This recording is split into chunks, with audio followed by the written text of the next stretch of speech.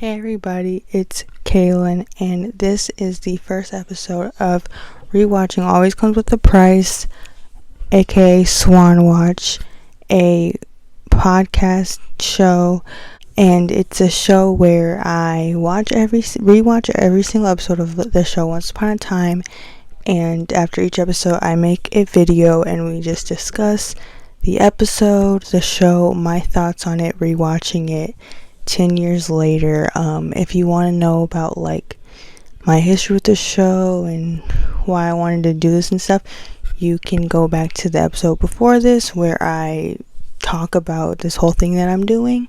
But I just want to get into talking about the first episode because I rewatched it. So what we're going to do is first we're going to go through the episode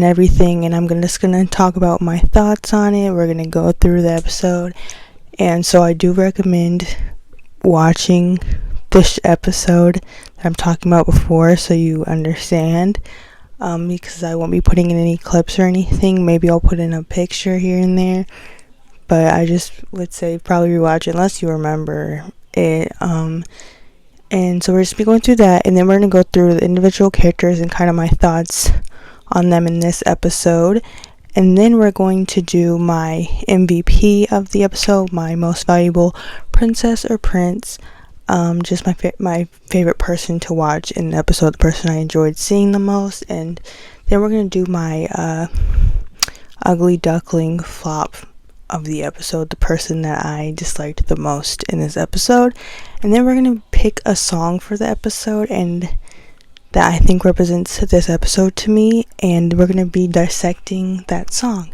So let's just get into it. So the first thing we see is Prince Charming running through the enchanted forest to get to Snow White, who is obviously in her glass casket, which is a classic, the most classic thing from Snow White, one of the most classic things from Snow White, so you immediately get put into the fairy tale world. And I just always find this intro to the show so funny watching it back. I don't know, I just found it so amusing, and so like when you put these like cartoon fairy tale characters into real life, you kind of realize how like ridiculous this stuff is, because when he's like take it off, like take the casket off so I can say goodbye, and they're like the what do you call it, the doors are like she's gone, and he's like no, and then he kisses her, and I'm just like, because they kind of imply that she's dead. Obviously it's most likely the sleeping curse, but it kind of seems like it's implied that she's gone, because he's like she's gone, Grumpy says she's gone, so he kissed her, and I'm like I wonder what was going through the dwarf's mind when he bent down and kissed what they presumed to, I guess, be her dead body, her cold dead body, because she had to have been there a while, like at least like 20 minutes or something. So if she was dead, her body would have been cold. So Snow White looks flawless in this scene. That's another thing I noticed, is like you automatically are like, oh, perfect pick for Snow White. So we get that scene. It cuts to them getting married, and Snow White is in this little white dress. Her hair, I don't remember how I felt about it when I first watched it. I first watched the show when I was like 12, 13, but her hair looks so bad. I don't know why they thought that was the thing to do with her hair. I think they maybe just wanted to heavily contrast the cartoon Snow White, but her hair looks like a ratty beehive and not the like 60s cute type of beehive, like an actual like beehive. And yeah, I don't love her hair. Then obviously the doors open, and the evil queen comes, who, I mean, she looked right off the bat, you're like, oh my god, I feel like it's like she's serving.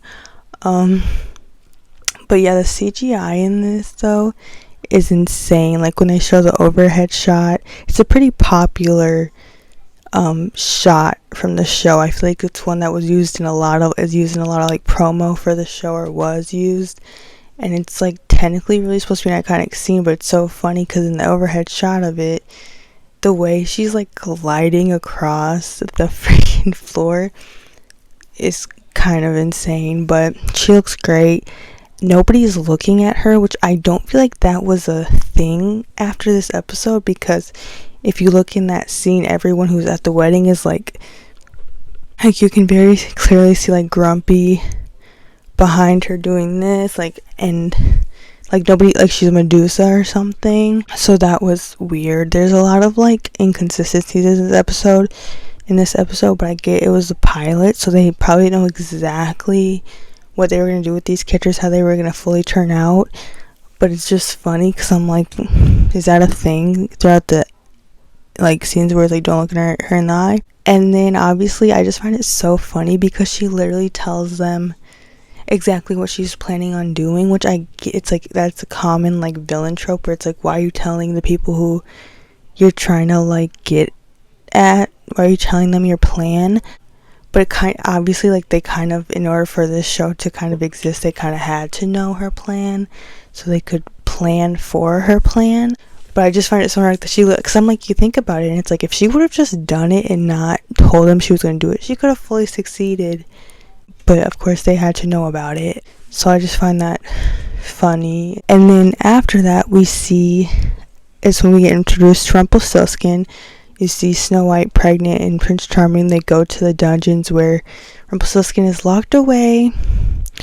And I find the portrayal of Rumpelstiltskin so ironic, considering all that we learn about him after this, obviously, and like how he is presented after this episode, because it's like they kind of make him a little bit more animal-like in the pilot. Like when they come in, he like drops down from the ceiling as if he was just like hanging there, like he's some kind of like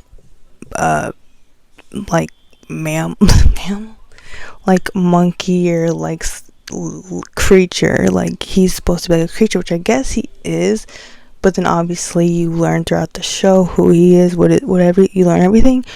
So it was so weird rewatching this first episode and seeing how animalistic they tried to make him out to be. Like there's just no real man behind that. He just is this like creepy crocodile skin character. And I watched this episode with my niece, who is 10, and she automatically was like, what is up with his skin? Like I could see I don't think she wasn't necessarily scared, but she was creeped out by him. So I guess they did a good job at that right off the bat. I think his character's like, he's supposed to be presented as kind of this psychotic character, and I just find it so funny because I don't like, he's presented more as a trickster, and I think that's kind of Rumpelstiltskin's whole point, but it's more of it in a like clever type of way, I feel like, in future episodes, where in this episode I feel like it's painted as he's like a crazy guy almost.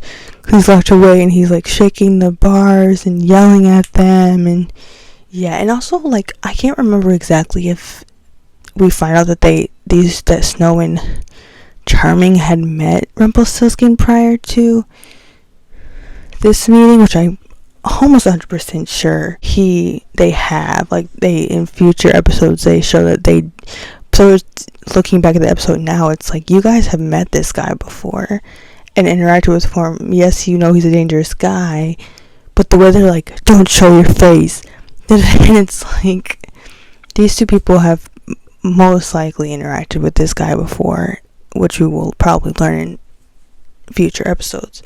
So I just found that funny because it's obviously they didn't know exactly what his character was gonna be. And then the whole freaking, he wants to know what they're gonna name their kid, because obviously, like, he has a motive, which I obviously know what his motive is, but we're not gonna talk about that right now.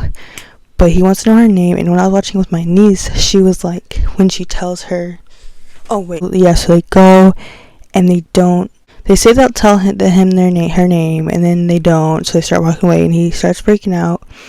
and he says something about it being a girl, and then Prince Charming is like, it's a boy, and then he's like, Missy, you know I'm right, just Snow White, and she's like, and like she knew it was gonna be a girl, and so it's implied that she like didn't tell Charming that it was gonna be a girl, which first of all, I'm like, why, what would be the reason to not tell him? Like, why would it matter? And also, how the heck do you know?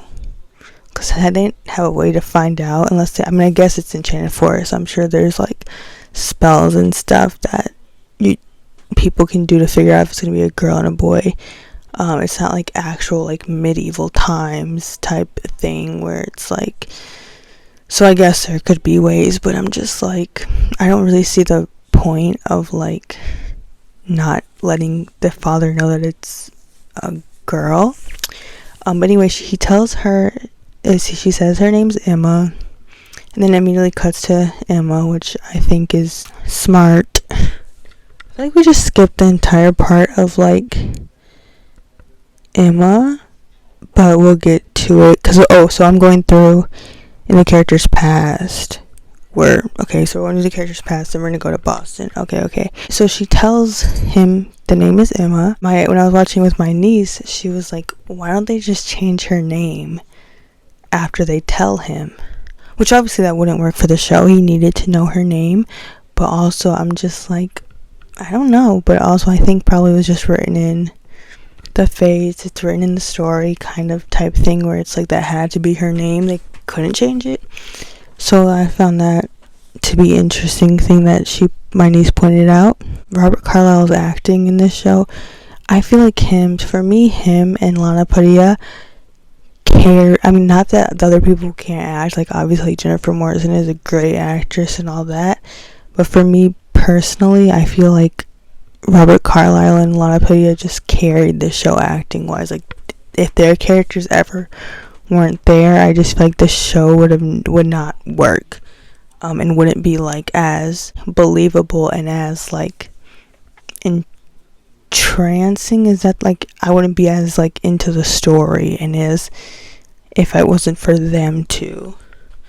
Their characters and them as actor and actress, and they have the whole age about like her coming back at 28, which I still feel like there should be more significance to the number specifically being 28, but I don't know if there ever is. I don't think there is. And then you also see them out at the round table with all the like fairy tale characters. This is the first time you get to see some fairy tale characters. You get to see Geppetto and Pinocchio, and you get to see like Ruby and Granny, or Little Red Riding Hood and her granny. It's funny because you can just see like Snow White gives up. Like, Snow White doesn't care.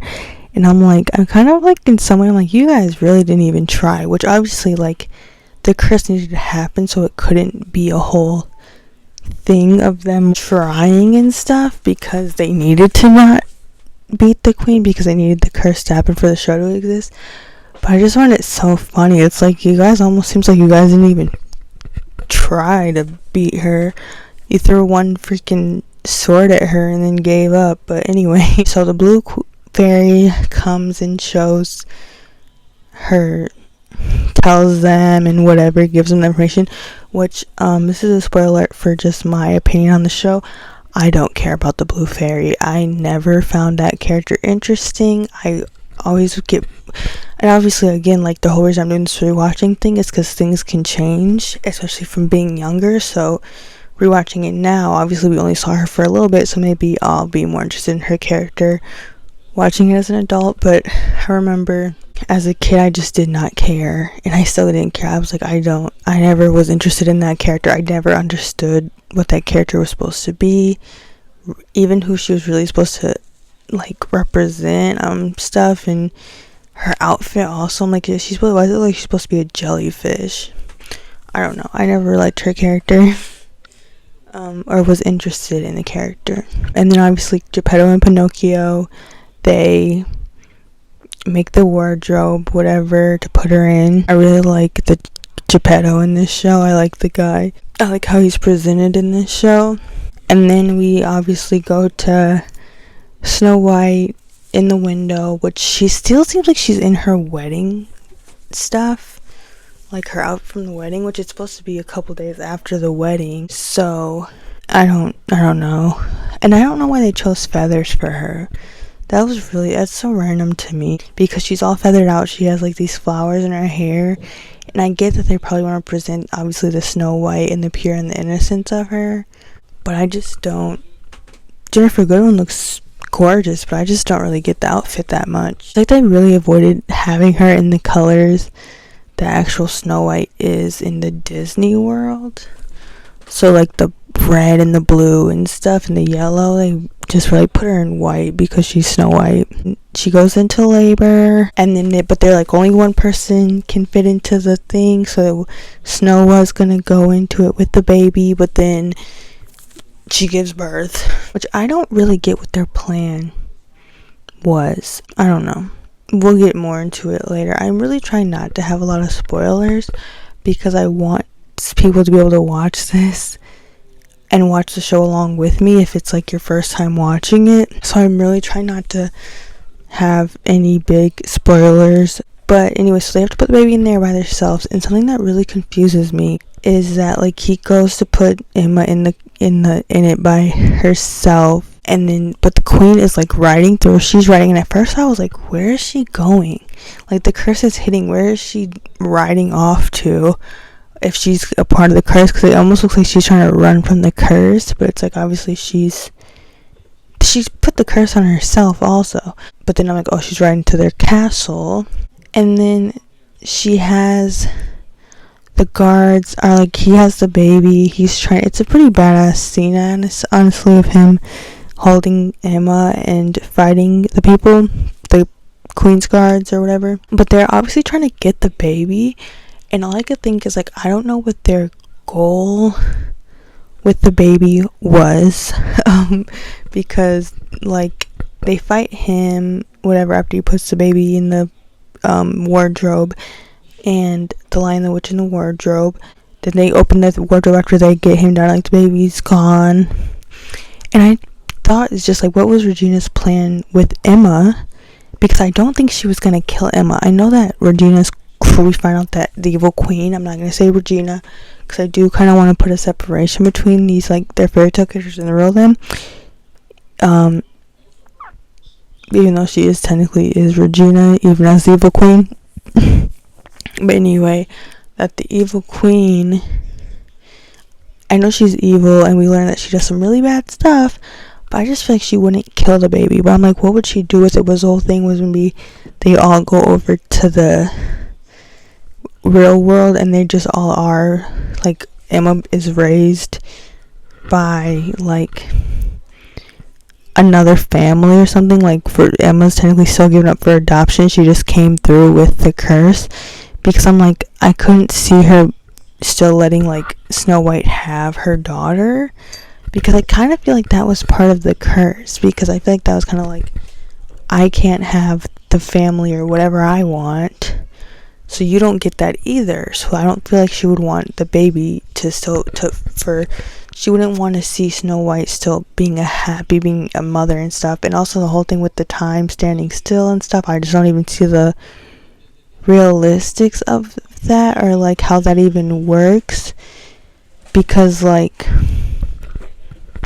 I don't know, like if time stands still, how are there kids in Storybrooke that are growing up, like the kids who are like babies, because I'm sure like other people in the kingdom had babies, so did those babies get to grow up? Because I know there's kids in Storybrooke, because obviously Henry goes to school and you see all the kids, but I'm sure those kids were obviously born after the curse was done, so I could see why maybe they are allowed to grow up and time isn't technically stood still for them and for Henry, because obviously he was born in the real world.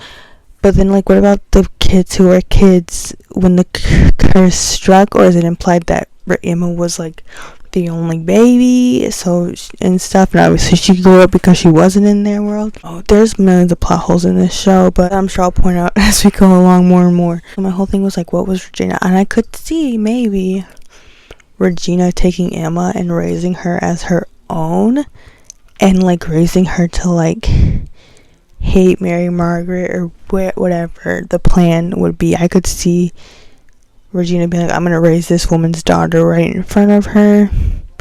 That would be an insane thing to do, but I could believe that she'd do it. Like, I don't know, or just like them all go over in this. Emma does live in Storybrooke, but she was like raised by some other Storybrooke character. That would actually have been an interesting thing though, because the whole point was that she didn't want her to be able to go, because she didn't want her to be able to break the curse.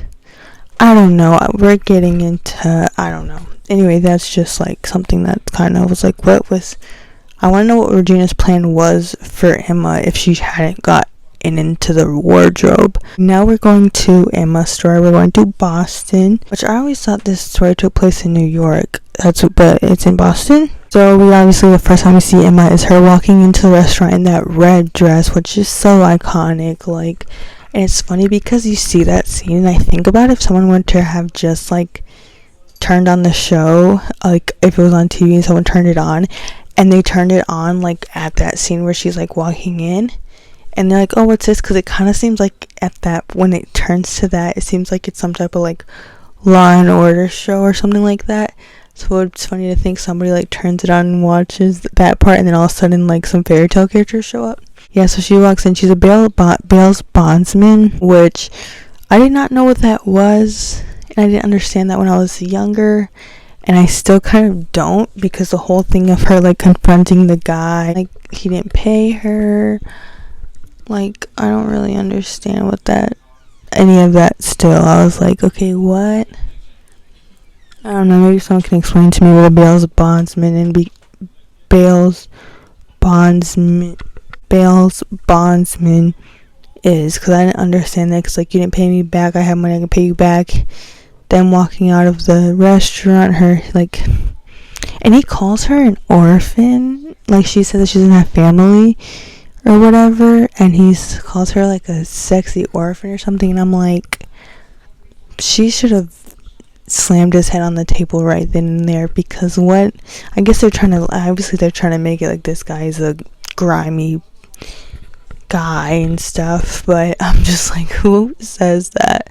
Like, who jumps to like, oh, you're an orphan? Like, she didn't even call herself an orphan. If she would have called herself one, she just said she didn't have family. Like, so that happens. That's our introduction to Emma, and then we obviously see her enter her apartment, and then she has the candle.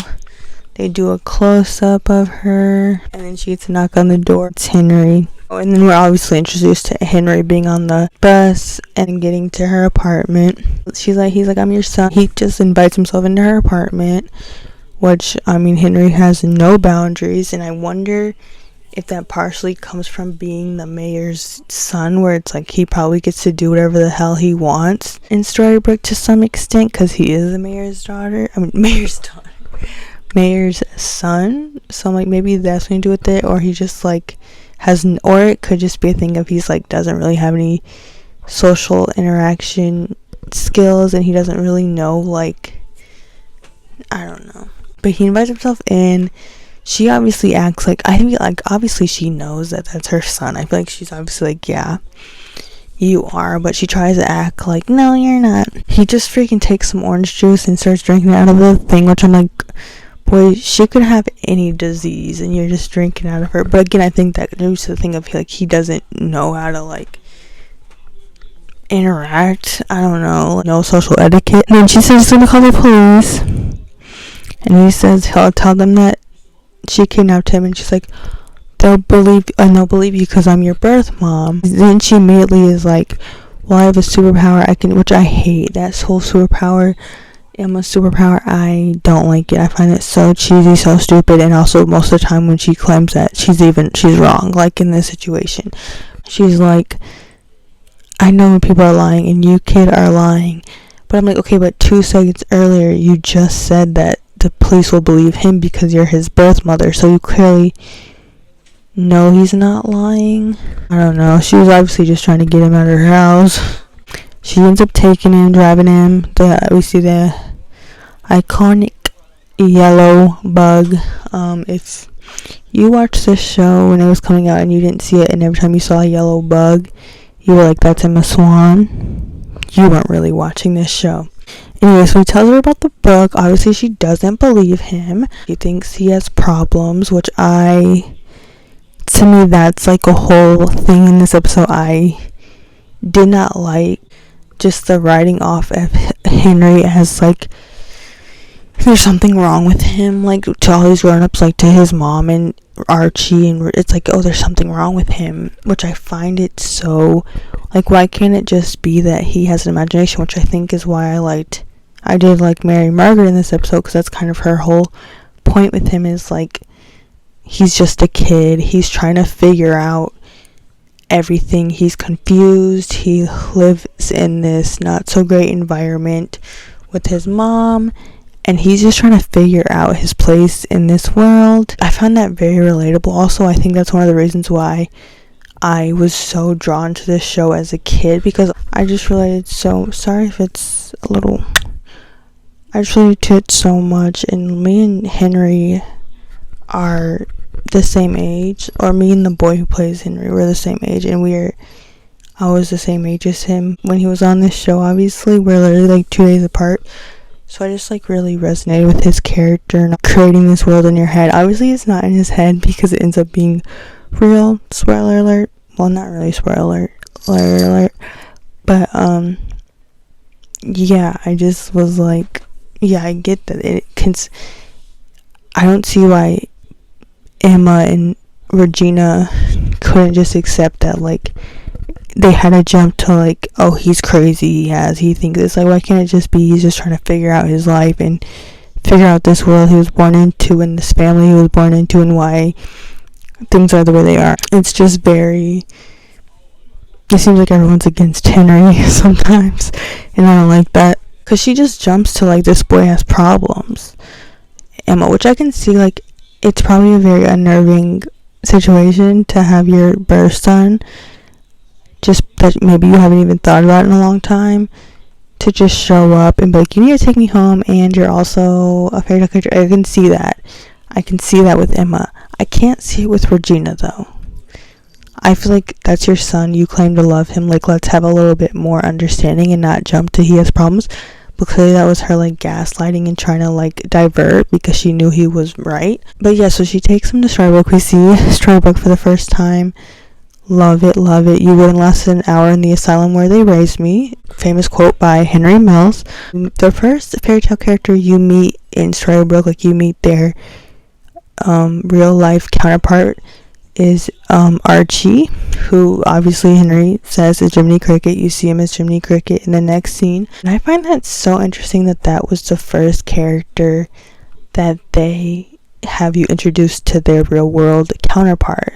Like, before Mr. Gold, before Regina and all that, you meet Archie. I find that so interesting, and it makes me think, like, is Archie supposed to have a bigger role in this whole thing if he's the first person we're meeting in this real world that Regina created? And obviously you can see he really cares about Henry, but he also is kind of the product of Henry's mom, so he also kind of is like, yeah, Henry has problems.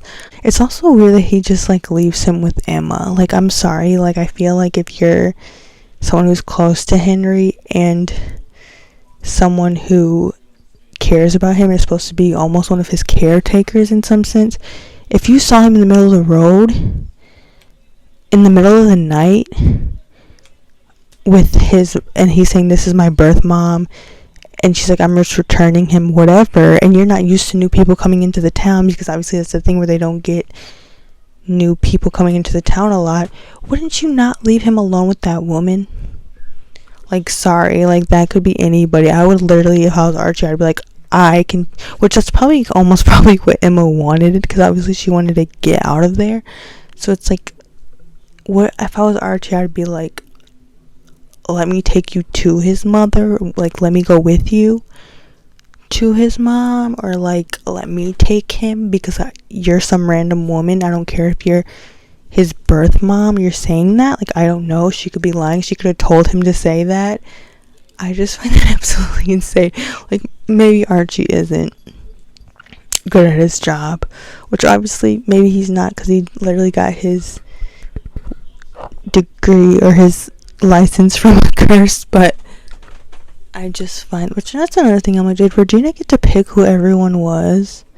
Like, was she like, you're gonna be a teacher, you're gonna be a doctor, you're gonna be, or like, how did that work? But I'm just like, Archie, like, you're horrible. Like, I like Archie actually, but I'm like, don't leave this kid with this woman. So now, obviously, she knows that he thinks there's a curse. People can't leave.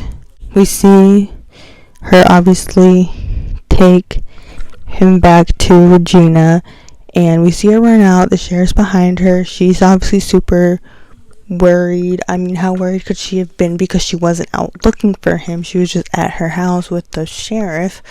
But obviously Regina is presented as a very, in this scene when she brings Emma into the house and talks to Emma about being a mother, it's presented to Emma, at least obviously, like, we kind of know at this point, like, well, this is the evil queen, but like, it's presented, and even I kind of took it as like, oh yeah, she's just a concerned mother. She does love Henry.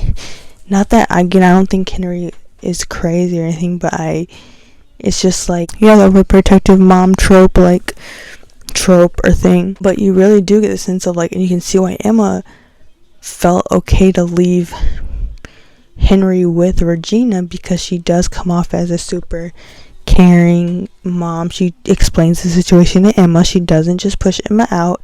She explains the situation. Sheriff is checking on Henry. She obviously had the sheriff there. We assume it was for finding Henry. I can see why Emma was like, I don't see the problem, and I think you can kind of see where Emma's kind of like, yeah, he was being dramatic, because obviously, like, you can see the distress in Henry, though. So, anyway, so that happens. She gives Emma a drink. Henry leaves his book in the car, which I'm sure was intentional.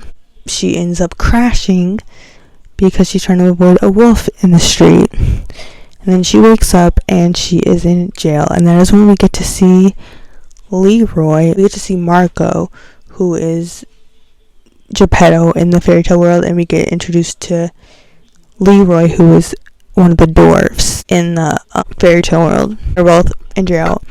And I'm sorry, like, right off the bat, don't like the sheriff in this scene.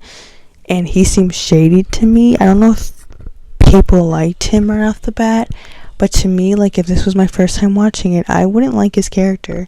Geppetto says some really cute stuff for Marco about wanting a kid, and I find that so heartwarming and heartbreaking at the same time, because obviously in the fairy tale world, he gets to have Pinocchio because he built him, and he gets to have Pinocchio, but in the real world, our world, he doesn't obviously get to do that, and that's so upsetting. It's like, he almost got cursed worse than freaking Snow White, honestly, like, crazy. Leroy's there. I was surprised by how much his character is in this episode and talk, because I did not remember his character barely even being in this episode. So I find it interesting that he's also one of the first people that we get introduced to in the real world and the fairy tale world. Regina comes in.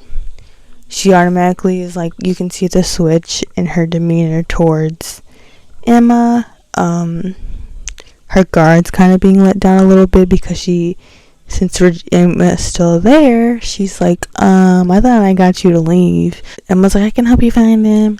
So they let him out. They go to the house, and Emma goes on his thing. He's used mommy to go. I don't know what the freaking website, who'syourmommy.com. And it's not even implied how Emma found him. Maybe it is, and I wasn't paying attention, but like, because I'm like, how does she know to go to his castle? Oh! I'm so freaking Mary Margaret tells her. Alright, I'm jumping ahead, so I'm getting confused. Oh yeah, and the sheriff, they accuse her of being drunk. He says she was drunk, and I'm like, that is so stupid. Oh yeah, so they go talk to Mary Margaret. That's when you're introduced to Snow White's counterpart, Mary Margaret. Her hair's cut short, which I still am like, was that, whose choice was that? Was that just how Jennifer Goodwin auditioned for the role? She's just like Snow White. Snow White and Mary Margaret are exactly the same. I feel like I can't even tell the difference between the two of them. I feel like Mary Margaret is just if Snow White was a teacher. I don't know. Like, I feel like with some characters, there's a very distinct difference between their fairy tale counterparts and themselves in our world. But with Snow White, Mary Margaret, I feel like they're pretty much the same. Exactly the same. The only difference is their name and their, like, memories. And they're, like, what they think their life experiences were. I don't know. Because she's presenting, like, she's talking to the birds and all that. So that's when we first see Emma interact with Mary Margaret. Snow White, they have a little look-see. They're like, Mary Margaret talks to Emma because Regina storms out, which makes sense because she obviously does not like Snow White, which I'm like, why would you put her in this world? Why not put her in prison? Like, if you got to choose the curse, like, I don't know.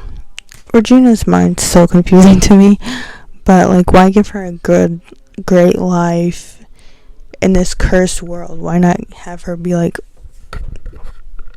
bankrupt? I don't know. Because Mary Margaret is clearly a happy woman, at least from this episode. Whereas you see the more, like, miserable characters like Leroy, like, and obviously, like I said, Geppetto seems like he's just sad because he doesn't have a kid, and it's like, it seems like these other people are more cursed than Snow White is. Like, even Charming, like, he's in a coma, and it's like, you only don't like him because you don't like Snow White. Why is he getting this shit in this dick? But anyway, Mary Margaret and Emma talk. That's where Mary Margaret's like, he's probably here. So she goes, finds him at his castle, which I feel like ends up disappearing. I don't know. It's cute though that he has a little castle, and that probably represents like where the like Snow White and Charming's real castle was in the fairy tale world, because it's like right by the water, just like their castle was. And I think that was a cute thing. So they talk, so Emma and Henry talk. He convinces her to stay a week, and that pisses off Regina, and that's when we fully see, and this is when she started pissing me off, because I'm like, yeah, like, something, I get Henry, like, again, like, Regina, Evil Queen, great character, but I'm like, yeah, you're horrible, you seem like a horrible mother. Think, like, horrible mothers don't have to be, like, putting their hands on their kids, or locking them up in freaking their rooms 24 hours a day. Like, it can just be the emotional reaction to your kid, the verbal reaction to your kid. And the way she treats Henry like he's just this crazy kid, because she gaslights him, like, obviously she has to, because she doesn't want him doing anything that could make the people in the town suspicious. So if he's going around telling everyone that they're a fairy tale character, that might, I mean, obviously he's a kid, so a lot of people probably write it off, but at the same time, Regina can't take any chances. So I can see her trying to shoot that down quickly. But, like, her immediately going to threatening Emma, like, was that really the move? Because now she thinks that Henry is in a dangerous situation, and that's just going to make her want to stay more, because she's like, oh my god, did my kid get adopted by a horrible person, and now I'm going to have to get him out of that situation. So I think Regina played that completely wrong. It's like, be a little bit more, I get now you're threatened and stuff, especially after finding out about the book and stuff, but it's like, being mean to Emma's not gonna help anything. It's just gonna make her wanna make sure this kid is okay, because at the end of the day, even though you're his mom, you're who raised him, that is his birth mother, and she's gonna feel, if she has a caring heart, which Emma obviously does, because if she didn't have a caring heart, she would have just put him on a bus and sent him home, or just locked him out of her apartment. So you know she has some care for him in her heart. So maybe don't jump to, like, threatening her, especially because you know it's obvious how strong-willed Emma is. So I feel like that was a major wrong and mess up on Regina's part, but obviously they wanted us to see that Regina also still has the Evil Queen in her. So I feel like, I don't know, I feel like Regina did it to herself, which I feel like it's not. That's a lot of the situations Regina puts herself in some of these things. And then obviously we finally get to see Snow. We see where Charming is. We see he's in a coma, or he's just in the hospital. I don't know if we necessarily know that he's in a coma, but he's in a coma, if you didn't know. And he's pretty much, I guess, been in one for 28 years. Mary Margaret puts flowers by him because she volunteers at the hospital because she's such a good hearted person, and which again, I'm like, if you're gonna freaking curse this girl, like, don't make her the sweetest little pumpkin pie baby ever. Like, I'm sorry, Regina. Like, then we go back to Regina's house, the mayor's house, and the way she is standing over Henry with the book, and he's wide awake. It's not like he's sleeping. Like, I think it's supposed to be kind of implied that she had just scolded him for something, which she probably did, because he did run away. But this the way that he's just laying, like, that looks like an abusive situation. Like, sorry. She's standing over him holding his book. She clearly took the book away. That gave me the creeps, honestly. Like, that was such a weird thing to, like, go to. But I like the contrast of showing, like, Snow White or Mary Margaret being this, like, caring person, putting flowers. And then it cuts to, like, Regina looking batshit crazy over Henry's bed. And then we see Emma arrive at Granny's bed and breakfast. Such a cute little place. It has cobwebs, which I'm like, why don't you clean up? But I'm like, I wish that place would have had a bigger play in the story overall, which I can see why maybe it wouldn't, because if they don't get visitors who's staying there. We meet Granny and Red Riding Hood's real world counterparts, Ruby and still Granny. It's like Ruby's this, I don't know how old she's supposed to be, because I feel like they're trying to imply that, like, Ruby, like, in her early 20s or something, and as somebody early 20s, she does not look in her early 20s. And Granny makes a comment about, like, Ruby, like, whoring around, and I'm like, oh my god, you're canceled. Like, why would you do that, Granny, like, to your granddaughter? And then that's also when we finally meet Rumpelstiltskin's counterpart, Mr. Gold. Oh, and obviously, like, Granny and are so excited and shocked that someone's coming to stay at the inn, because they don't get visitors here. Cute, she gives her the key, whatever. We meet Mr. Gold, and the way Granny and Ruby are terrified, made me laugh. Their acting in that scene was just so over the top. Like, maybe I'm being, like, mean. He's their landlord, and they're terrified of him. And I'm like, is he, like, laying hands on you guys or something when you guys don't pay or something? Because that's what they make it seem like. It doesn't seem like this is just a guy who they owe money because he's the landlord and you have to pay to rent the space. Like, it's so funny. I get that they want you to be almost just as scared to see Mr. Gold as people were to see Rumpelstiltskin. So it's like he's still this, like, ominous, even in our world he's this scary person and creature or whatever. But it was just so dramatic that I was like, okay, calm down. Like, the way Ruby, like, looks out the window and he was like, he owns the whole town, and it's like, okay, so he's a landlord. Again, I'm like, where did that come to, the part where he owns the town? Like, oh, I found that so hilarious the way that was acted, because it's like, to Emma also, he's like, he's a man, he's a guy, I don't know, like, he's the landlord. Like, I don't know what he could have been that would have been worse and made it their reaction to it. Maybe if they had made a comment like, oh, he beat the shit out of this guy. Like, oh, he threatened to hurt us if we didn't pay or anything. Like, they just made it seem scary that he was the landlord. Because, like, we know that he's, like, Rumpelstiltskin, but they don't even know that. They don't know. So he's just, like, I don't know. I just found that funny. And that's, like, the last scene of the episode for for Emma. And then we see the scene of, like, Henry at his window and the clock changes. And I always found that scene so cute. I love it. Henry is adorable in that scene. Love it. One of my favorite scenes that I always remember from the show is him watching and seeing the clock turn for the first time and knowing, like, things are changing and he did make a difference bringing Emma to the town. So yeah, so that was the going through the episode. So now let's get into the individual characters. I don't know how much I'll have to say because I feel like I said a lot about what I thought about them when I was going over the episode. First we have Charming.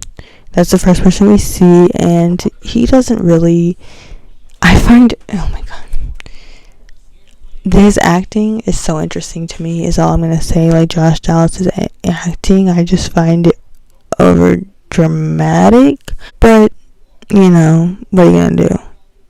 I don't think he was a bad pick for this character so far, but I'm just saying, like, acting was funny, and how he's like, we can fight it, and Snow White's just like, no, I don't feel like it.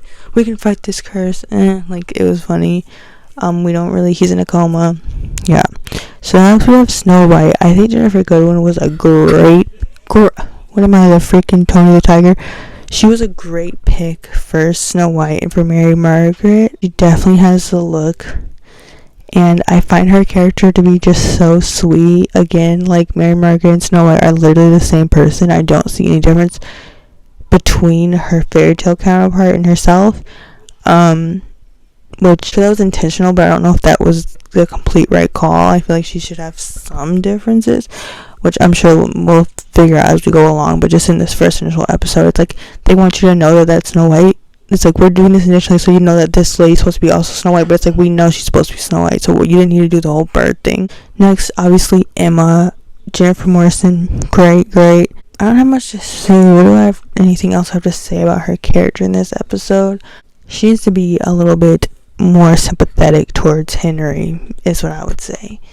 I feel like I get why she's, like, confused and probably a little scared of the situation, but it's like, let's not be such a sarcastic bitch to our son that just popped up back in our life. Like, let's try that. I shouldn't call her a B word, sorry, but a sarcastic person right off the bat. I hate that. I hate, like, overly sarcastic characters in shows, and she was very that towards Henry, and I didn't like that. Then you have Henry, who I just think is so adorable. I love him in this episode. He catapults the whole thing, so he's great. He's just so adorable. I feel so bad for him. I can relate to his character also, and I just, like, I wish him all the happiness in the world in this show, because he deserves it, and I believe him.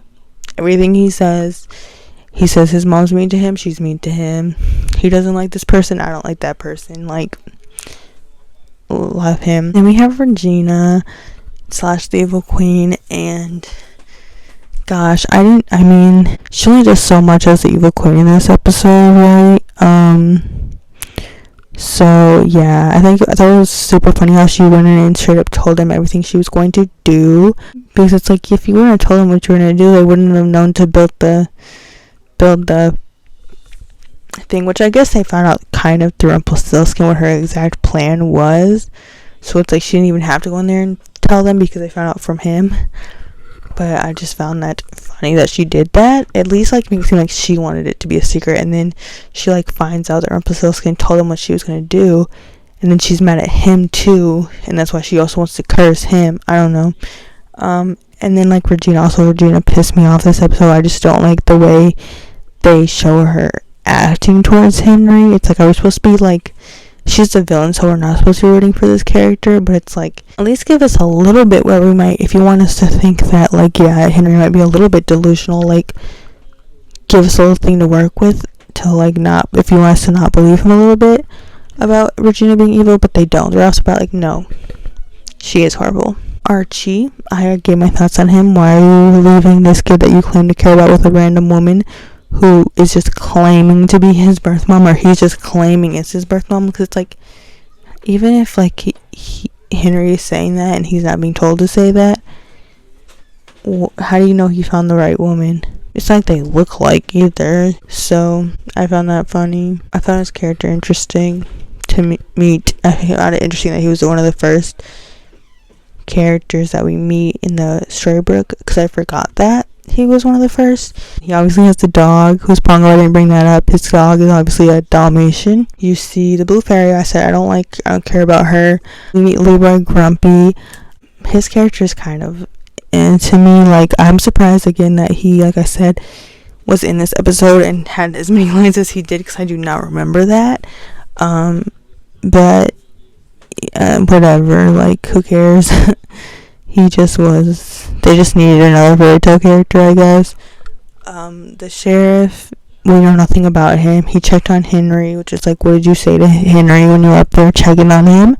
Because he was clearly still pissed off, because he ran away the next morning. Yeah, but he's there.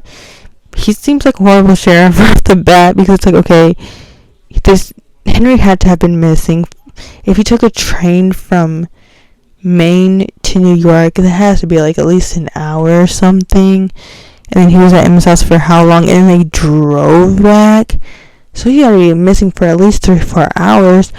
So I'm just like, and instead of being out in the town looking for him, especially if Regina knows that people can't just leave this town, so it might not be that hard to find him. Instead of being out looking for him, you guys are just in the house. And I don't know if I think it's kind of probably supposed to be implied that the sheriff had just gone there, but also no, it's not. I don't know. Don't like him right off the bat. Think he's shady. Like Geppetto. I love Geppetto. I feel bad for him. We see a little bit of Pinocchio in this. Oh, and then at the end, obviously, we meet Granny and Ruby, who love Ruby. I love her whole thing, even though her outfits are kind of corny, cheesy, but whatever. Granny seems like a hard ass right off the bat, but then she's terrified of Mr. Gold. Now let's get into my MVP, my most valuable princess or prince. So I think for this episode, the person I'm gonna choose is actually Rumpelstiltskin / Mr. Gold. Just because I found his character so entertaining to see. We literally saw him in like 2 scenes, but I was so interested both times he was on screen, and I was so interested in the way Robert Carlyle acted in it. Obviously, he has the most difference between his like fairy tale character and his real life personality, whatever. And I just found that so interesting to watch. I remember Rumpelstiltskin so differently than he was portrayed in this first episode, so I found that interesting to watch it back and notice that. But I also have to give an honorable mention to Henry, because I just relate to his character so much. I love him so much, and he deserves better than the adults that don't want to believe him, even though he has no reason to lie. And then my ugly duckling flop of this episode is going to be Regina. Not the evil queen, Regina. Just because, like, again, like, I didn't even remember, like, the first half of her time we see her is fine, whatever. But the last scene we get of her with Emma, threatening Emma, I'm just like, you are a horrible person. Because it's one thing to be the evil queen, but in this world, you're supposed to just be this boy's mom, and you're supposed to have been the one to get your happy ending, but you don't seem happy. Because it's like, oh, this curse is going to be my happy ending. You don't seem happy, though, girl, because you're horrible to your kid. And so, yeah, flop of the century for her, because we don't talk to our kids like that. We don't gaslight our kids like that. Like, get a grip. So Regina's my flop, even though, like, my outfit's supposed to be based on the evil queen. But again, that's the evil queen, not Regina. So that was that, and now we're gonna get into the song for this episode, which I'm so excited because this is a song I've been loving lately, and this song is "I Hate It Here" by Taylor Swift. So if you need to take a minute and go listen to that, or listen to it after if you haven't heard it. This song I actually relate to Henry, but it's also the reason why I wanted to pick it for the first episode is because I relate to it with myself and just my relationship with the show. If you watched my previous video where I could do the introduction to this show and what the show is all about and why I'm doing this, you will understand more why I picked this song to also represent my relationship with the show, but also to represent kind of Henry's. Now we're going to be dissecting the song "I Hate It Here." I did change because this is a couple hours later. I had to take a break, and I was wearing a corset, and it's super hot. I just couldn't take it, and I want to be able to get my thoughts about the song out, so I did change. But anyway, we're going to be going through "I Hate It Here." I'm going to be going, for the most part, lyric by lyric, explaining to you how I relate it to this show. So the first lyric is, quick, tell me something awful, like you are a poet trapped inside the body of a finance guy. Now, if that does not immediately describe literally what Once Upon a Time is, I don't know what does. The whole point of the show is literally these magical creatures being forced to lead boring lives and not be able to have the life that they know, and they are literally trapped inside the body of normal everyday people like finance guys. Tell me all your secrets, all you'll ever be is my eternal consolation prize. You see, I was a debutante in another life, but now I seem to be scared to go outside. So that I kind of relate to myself and where I was when I first started watching the show. Just like, I was a very excitable dreamer of a kid, and I feel like that went away for a while, and I feel like this show kind of brought that back to me by entering this magical world that was Once Upon a Time. If comfort is a construct, I don't believe in good luck now that I know what's what. So this actually kind of reminds me of Henry. I feel like we meet Henry kind of figuring out that maybe this whole town that he's living in, this whole life he knows, all these people he knows aren't what he thought. Like, maybe his comfortable life that he's been living in this town, this small safe town, isn't as safe or ordinary as he thought. And it's kind of like the comfort was a construct for him, like it was not ever a real thing. I hate it here, so I will go to secret gardens in my mind. People need a key to get to, the only one is mine. And I feel like that's partially kind of what Henry is doing, you know. He doesn't have the happiest life, so he's trying to make sense of it all.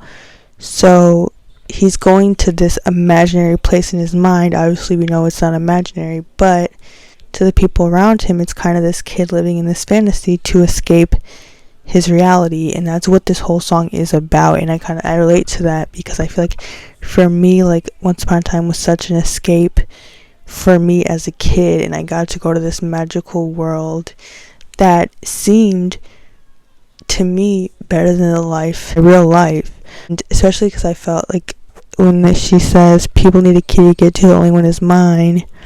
First of all, I feel like that could be the book. Like, Henry is the only one in this town at this point. At least he thinks so, that has the ability to see everything for what it is. He's the only one with the key. And also, like, for this show, for me, like, this show was my thing. I was the one who understood the show. It was my thing. It's something I enjoyed for myself, and I didn't have to share that with anybody that I didn't want to share it with. I read about it in a book when I was a precocious child, literally Henry, with the whole book. And for me, like, the show was kind of my storybook. My storybook. No mid-sized city hopes or small town fears. I'm there most of the year because I hate it here. So obviously, storybook, small town, and he just, like, he lives in his imagination, and in this whole thing where this town isn't real, there's this more magical place that he needs to find, that he needs to help people get to, and he's kind of pushing away all the bad reality that he's living with for this other world. And another thing for me was the show was an escape from all these fears I had in my real life. My friends used to play a game where we would pick a decade we could live in instead of this. I'd say the 1830s, but without all the racists and getting married off for the highest bid. Now, I find this interesting in relation to the show because, obviously that's a game a lot of people play, right? But then you realize, like, no time was any better than the time you are in now. Like, the world kind of just sucks overall. There is no better decade, that's what Taylor is saying in this song. She's saying, like, because I know there was some controversy around this lyric, but she's literally saying, she's not saying, like, people twist it into being like she wants to be able to be racist, and it's like she quite literally doesn't. She's saying like she was the one who would ruin the party. She was the one when her friends were like, I want to go to the 1800s. She'd be like, yeah, but like, you know, like maybe if the people weren't racist, and then she ruins it for everybody else. She's kind of just saying like every decade has its problems. Like those people who romanticize like the 50s, but it's like 50s, the racism, the misogyny, which we still have now. It's like there is no better place to go. Every place has its problems. And that's kind of the same for Storybrooke and for the Enchanted Forest, even though I saw these as escapes as a kid, and Henry is seeing it as an escape. We see in the show, like, the Enchanted Forest is actually not a good place because there are evil queens and monsters and all that.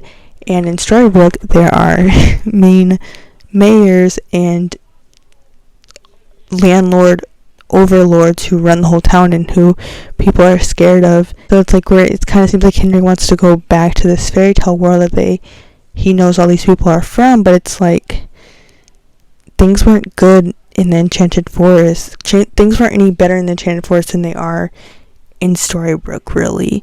And people probably were getting married. We know in the show people, once we get more into the show, people were getting married off and being told they had to marry people, and it just was, Enchanted Forest was not any better than Storybrooke. So like, how bad is this curse? It's not like it's any better or worse than what they had before, other than they don't remember anything. Then she says, everyone would look down because it wasn't fun now. Seems like it was never even fun back then. Nostalgia is a mind's trick. If I'd been there, I'd hate it. It was freezing in the palace. I mean, freezing in the palace, right? It wasn't fun now. It was never fun back then. Like, it wasn't fun in Storybrooke. These people don't, Henry knows these people are actually kind of miserable, or he thinks so. Like, these people don't remember their real lives, but it's like their real lives weren't much better. Like, Snow White was living her life being hunted down by her stepmother because of something she did as a kid, and Prince Charming's holding a baby fighting off the Queen's guards. It's like it wasn't even better, and I think we'll see that throughout the show. It's like, are these people really going to want to go back to that? Because yes, they should be having their memories. Like, that's not a good thing to do, to take away their memories of their life and have them forget their loved ones. But at the same time, it's like, is anything going to be any better even if they did make it back? Like, for me, it's like, I wanted to be in this world as a kid. I saw this fairy tale world, this show, as an escape. But then she says, if I'd been there, I'd hate it. It was freezing in the palace. And I'm like, yeah. Like, I'm watching this show where they're, like, fighting dragons, and there's something bad happening almost every episode. There's always a conflict. There's always an evil guy person. Would I really want to be there even if I had the chance to be? Nostalgia is a mind trick. If I'd been there, I'd hate it. It was freezing in the palace, like, you know. And it's like the same for Henry. Like, I hate it here, so I will go to lunar valleys in my mind. When they found a better planet, only the gentle survived. I immediately think of Snow White. For some reason, like, I don't know. I just think, as of right now, what we know, like, her being such a good person, and how I talked about in this episode, how, like, Mary Margaret doesn't seem to have that bad of a life, even though the whole reason Regina wanted to curse all these people was mainly because of what Snow White, whatever problem she has with Snow White. But it seems like she has a good life because she is a good person. So even when she's cursed, she still is living this fulfilling, as far as we know, life. So only the gentle survive, because we see Regina still seems like, even though this curse was for her to get her happy ending, she still seems miserable. A mean woman. The town is still scared of her. It seems like she still didn't even get the happy ending. It seems like Snow White, it's like karma. It's like Snow White still almost seems like she got the happy ending in the end, because she's just such a good person that she can make the best of any situation, where Regina kind of just seems like she's sitting in her misery right now. So that's where they found a better planet, only then she'll survive. Like, yeah. And then I dreamed about it in the dark the night I felt like I might die. And then we have, again, no mid-sized city hopes and small town fears. I'm there most of the year because I hate it here. So that's a very heavy lyric. I dreamed about it in the dark the night I feel like I might die. Like, and I feel like that could relate to Henry, because obviously he had to be at his wit's end to some extent with his mother and with this life he was in, to be like, I need to find my real mom, to find this book, to believe these stories. He had to be at a point of no return with it, where he's just like, I can't take it anymore. I have to get out of this. I have to find my way out of this. Whether these fairy tale stories end up being true or not, end up being right, I need somebody to talk to, and I need someone to just believe me. I just need someone to believe me for once. And it's like, especially when we see him at the end of the episode on the windowsill looking at the clock changes, and he smiles, and it's like, I dreamed about it in the dark and stuff. It's like he's realizes in that moment he is getting what he wanted, and he's not as sad or upset anymore because he can see the change happening. And I felt that too, like I would escape to Storybrooke into this show on the nights where I felt the most horrible, that I just needed to not be where I was. And then we get to the bridge. I'm lonely, but I'm good. I'm bitter, but I swear I'm fine. I'll save all my romanticism for my inner life, and I'll get lost on purpose. This place made me feel worthless. So, again, like with Henry, like we know he's a pretty lonely kid, but, you know, he gets through it. He's good. He's bitter about the situation. I don't know if he swears he's fine, because obviously he's very open to venting to Emma about the troubles he has, but like these people are saying things about him. It's like, I'll get lost on purpose. And then we go to the next line where she says this place made me feel worthless. And so that's kind of the thing with Henry. It's like, why wouldn't he want to believe that the life he is living isn't why wouldn't he want to believe that the reason this town is the way it is and is kind of this miserable little town? Why wouldn't he want to believe that it's kind of fake, and that there actually is a more magical place beneath the surface? You know, like, this place did nothing for him as far as we see. He seems like a sad, lonely kid, so of course he would get lost in this fairy tale world, this book, on purpose, because it gives him hope. That's kind of like the whole thing of the show, is like, this book gave him hope. And I really relate to that, because I feel like this show was, again, all about hope, and I feel like that is what it provided. Then she says, lucid dreams like electricity, the current flies through me, and in my fantasies I rise above it, and way up there I actually love it. So again, that contributes to the kind of romanticization of the past or of a different time, because obviously, like, Henry wants his curse to be broken, because he assumes as soon as it's broken, everything is going to get better. You know, everyone will be happier, and the families that need to be together will be together, and maybe it will help a little bit, but, you know, it can only help so much. He just feels it so strongly. He's very determined. He can rise above all the sadness in this town, and he can help everyone else rise above their misery by getting this curse broken. And then we go back into the chorus, and then we go into with, again, quick, tell me something awful, like you are a poet trapped inside the body of an ant guy, which for some reason when I hear that lyric, I automatically think of Archie, which he is not a finance guy in this show. He's the conscience, he's Jiminy Cricket, he's the psychiatrist or whatever. But for some reason, that lyric makes me think of him.